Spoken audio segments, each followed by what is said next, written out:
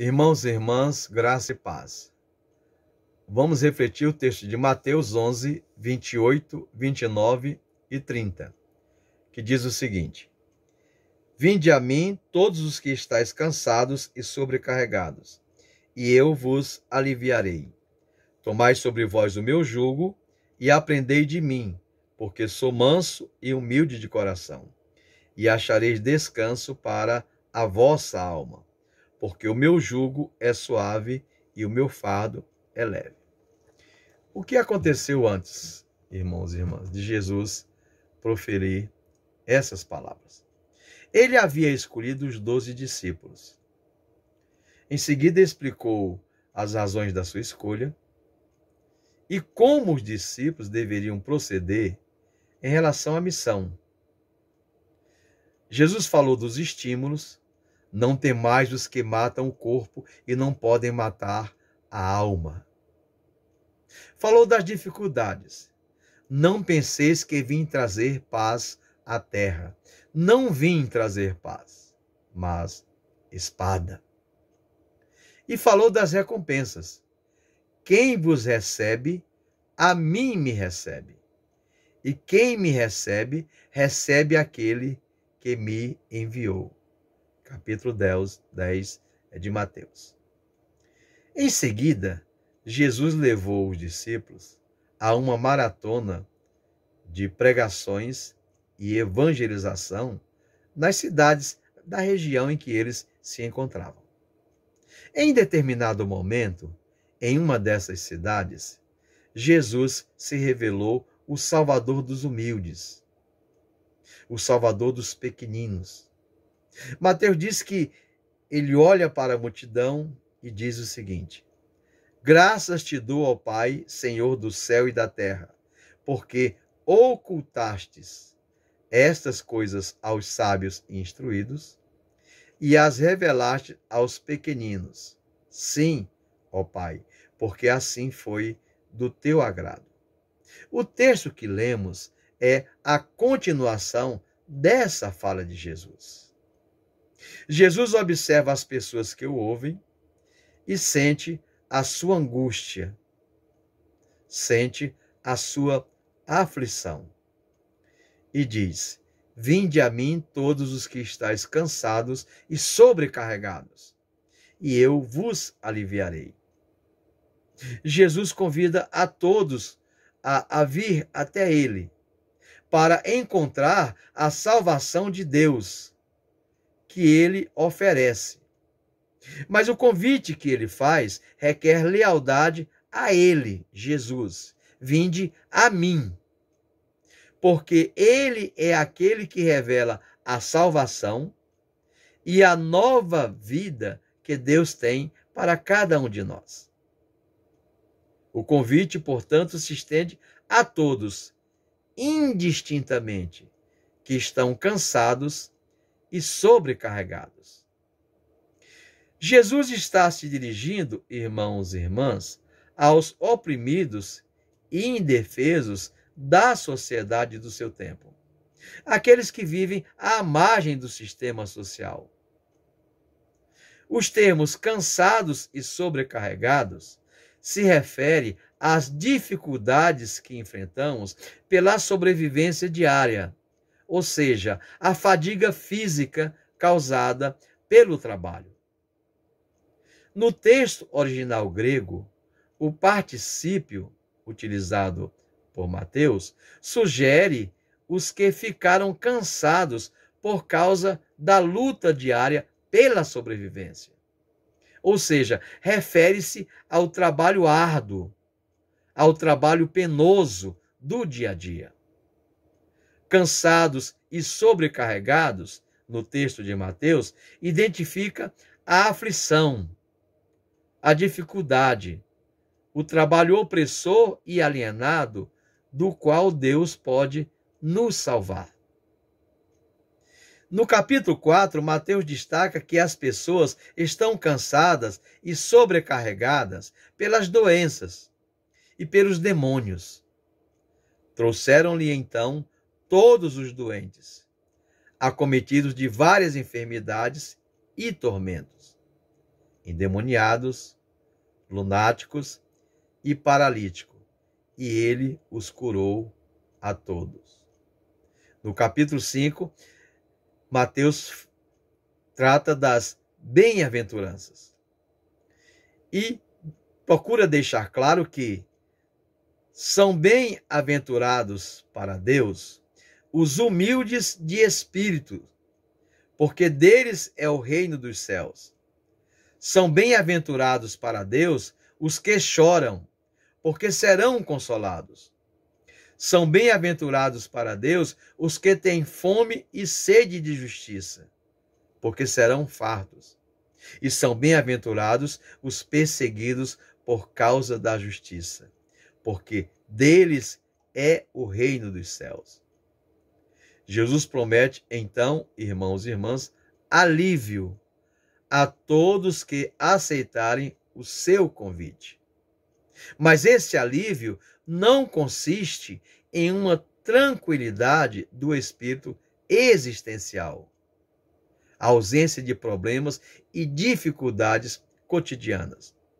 O alívio que Jesus promete é a presença de Deus com aquele ou aquela que vive conforme a sua vontade, que vive conforme a vontade de Deus. Em seguida, Jesus fala: tomai sobre vós o meu jugo e aprendei de mim, porque sou manso e humilde de coração, e achareis descanso para vossa alma, porque o meu jugo é suave e o meu fardo é leve. Jugo, no sentido comum da palavra, irmãos e irmãs, era uma peça de madeira criada para encaixar-se por cima do pescoço de dois animais, geralmente dois bois, ligada a um arado ou a uma carroça, para que andem no mesmo compasso. O jugo era uma forma de controlar os animais emparelhados. Mas quando lemos o Antigo Testamento, descobrimos que o uso dominante difundido pelos profetas do jugo se refere aos governantes e nações opressoras, como o Egito, a Assíria e a Babilônia. Lemos no livro do profeta Jeremias, capítulo 2, que Deus havia quebrado esse domínio opressor e livrado o povo. Ainda que há muito quebrava eu o teu jugo e rompia as tuas ataduras, dizias tu: não quero servir-te. Mas no Novo Testamento, geralmente, nos vem à memória, quando pensamos em jugo, o fardo pesado da lei que os fariseus punham sobre os homens. Eles haviam resumido a Torá a 613 mandamentos e exigiam do povo o cumprimento de todos estes mandamentos para que estes pudessem ter acesso a Deus e serem abençoados. Aquele que não conseguisse cumprir todos os 613 mandamentos não teriam como se achegar a Deus. E essa exigência, irmãos e irmãs, era para o povo um fardo muito pesado, um jugo muito pesado que eles tinham que levar cotidianamente. Mas é importante compreendermos que Jesus não está estimulando as pessoas a escapar da lei pesada imposta pelos fariseus. Prova disso é o que lemos em Mateus 5,17. Diz Jesus: não penseis que vim revogar a lei ou os profetas. Não vim para revogar, vim para cumprir. Quando Jesus diz, irmãos e irmãs, tomai sobre vós o meu jugo e aprendei de mim, ele está usando uma metáfora conhecida na época para a disciplina do discipulado. As palavras de Jesus é uma figura de linguagem usada pelos rabinos da época. Quando um aluno se juntava a um mestre, a um rabino, dizia-se que ele estava levando o jugo do mestre. Jesus, portanto, está dizendo: seja meu aluno, seja meu discípulo na vida e aprenda de mim como deve viver.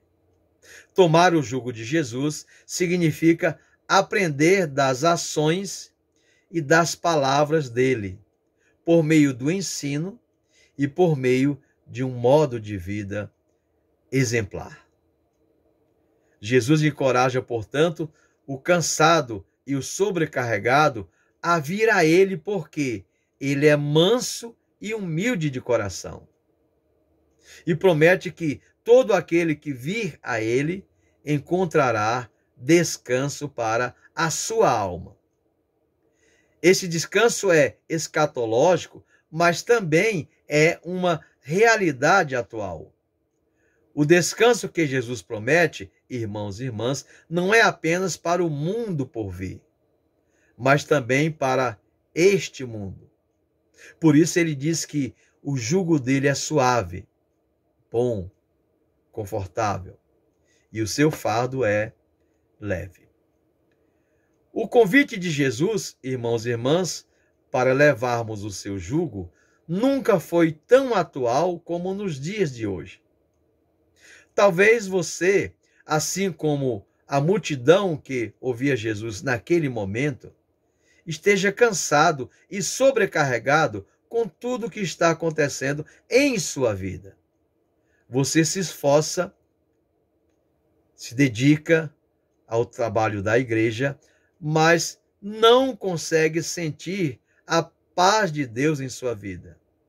E o viver cristão parece uma carga muito pesada. Você trabalha, mas não consegue atingir seus objetivos, apesar do esforço físico, mental, psicológico que você faz, pois você sente que é explorado e o trabalho tornou-se um fardo pesado que você tem que levar.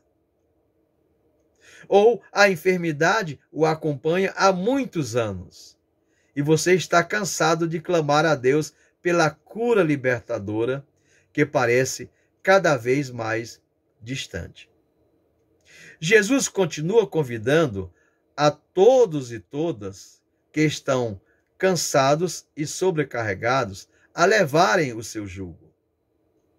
O jugo de Jesus, irmãos e irmãs, consiste no compromisso com sua palavra, no compromisso com a palavra de Deus. Tomar o jugo de Jesus significa fazer o que ele quer que façamos em submissão ao seu senhorio em nossas vidas. Quando tomamos o jugo de Jesus, temos esperança, temos senso de direção, temos propósito em nossas vidas. Pois Jesus nos garante descanso físico e espiritual em nossa jornada diária. Além disso, ele nos oferece a força e a alegria necessárias para alcançarmos o objetivo de nossas vidas, pois o seu jugo é suave e o seu fardo é leve. Mas ter a força e a alegria de Deus em nossas vidas, irmãos e irmãs, não significa uma vida livre de problemas. Os problemas virão, mas não estaremos sozinhos ao enfrentá-los. Pois para os que creem em Deus, Jesus é o único que pode dar sentido à vida e fazer com que a vida valha a pena viver. Amém.